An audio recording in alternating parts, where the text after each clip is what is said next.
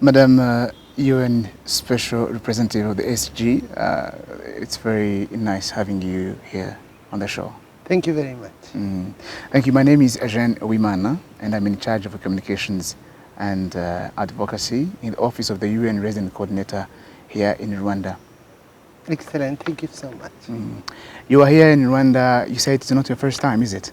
No. I've been here several times, always working, and I have very good relations with the government of Rwanda on my docket, which is children and armed conflict. So you are attending the 56th ministerial meeting on Standing Committee on Security Questions.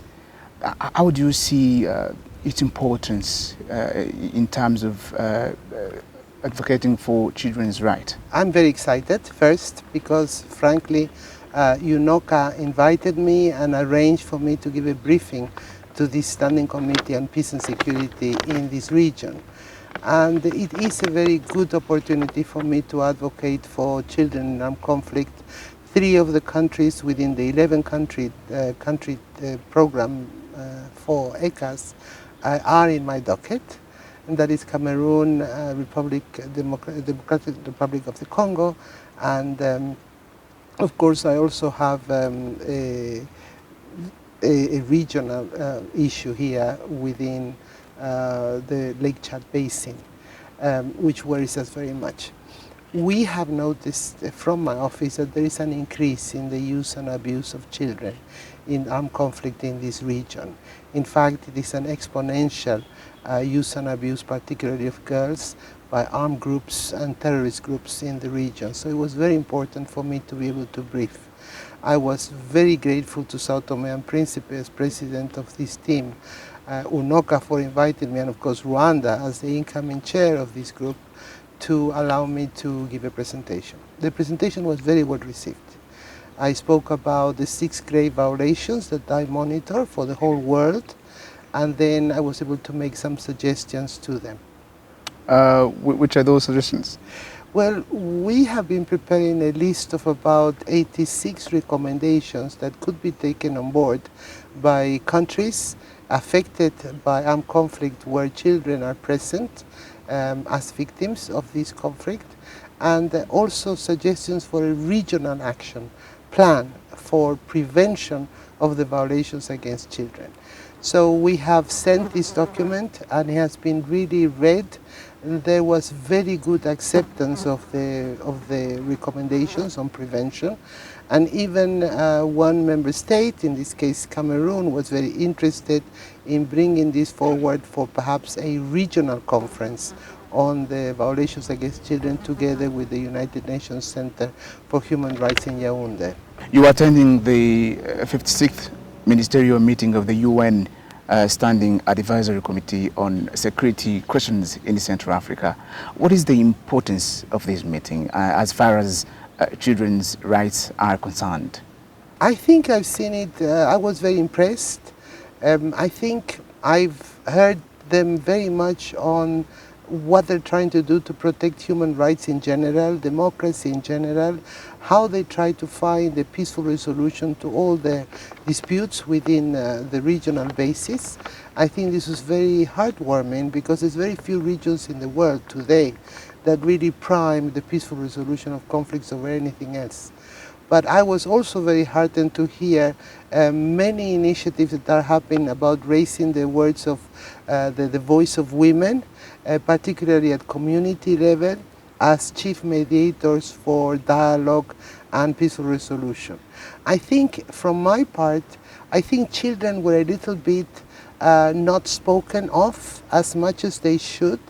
It was much more about human rights, women, mediation, dialogue, and electoral processes.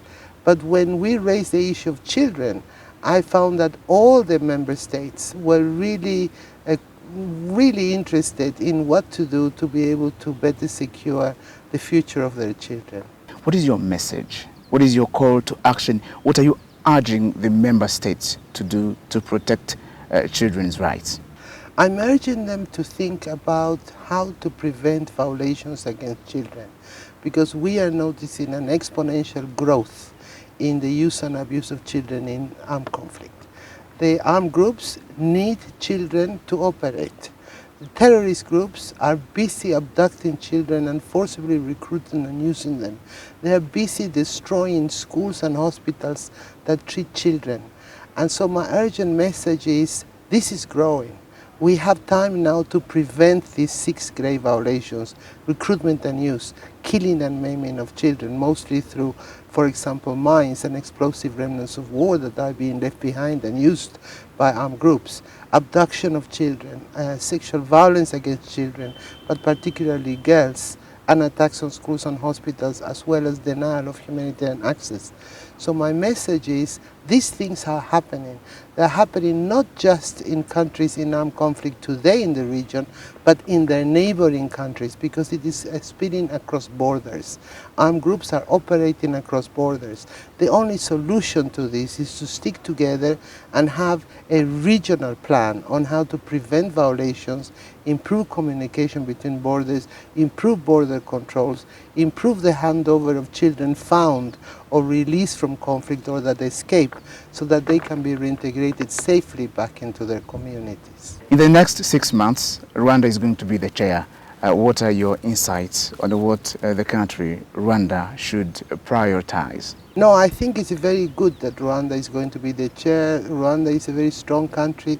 They have been partners to us in many regions of Africa. I was recently, for example, in Mozambique, in Cabo Delgado, dealing with terrorist groups there that are terrorizing the population and also killing children and abducting them for recruitment and use purposes.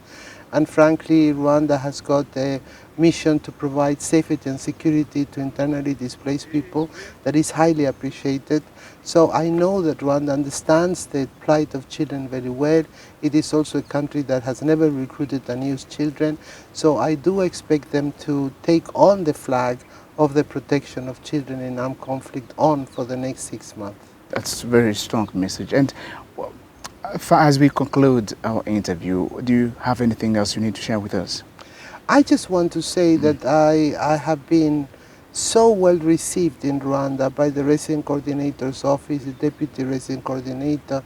I found everything so well organized, and it's such a peaceful environment that allows one to really think and find a safe space where you can talk about very difficult issues like peace and security. So I would say that we need to keep at it. I think Rwanda is in a very good place to push this agenda forward on the peace and security side. And I believe that ECAS is a really strong community at regional level, and the support of UNSAC as advisory committee shows how the UN can be complementary to the efforts of African regions. Madam Special Representative, I thank you so much for your time. Thank you.